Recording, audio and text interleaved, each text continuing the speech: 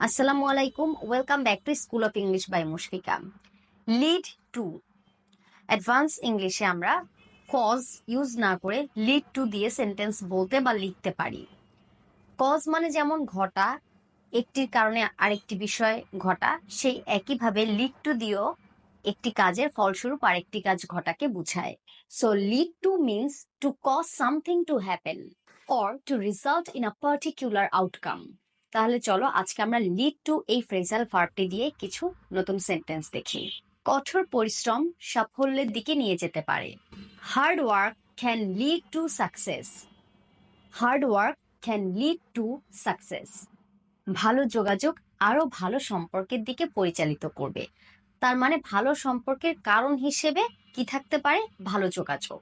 Good communication will lead to better relationships. Good communication will lead to better relationships.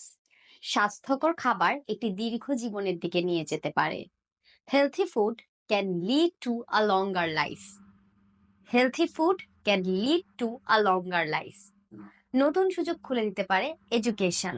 তার মানে নতুন সুযোগের কারণ হতে পারে শিক্ষা। Education often leads to new opportunities. Education often leads to new opportunities. যোগাযোগের অভাব ভুল বোঝাবুঝির কারণ হতে পারে। A lack of communication can lead to misunderstandings. A lack of communication can lead to misunderstandings. অস্বাস্থ্যকর খাবার অসুস্থতার কারণ হতে পারে। Unhealthy food can lead to illness. Unhealthy food can lead to illness.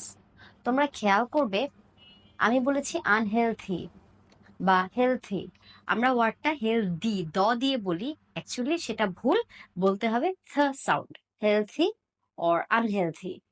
কোনো কথা না বলা বিভ্রান্তির কারণ হতে পারে।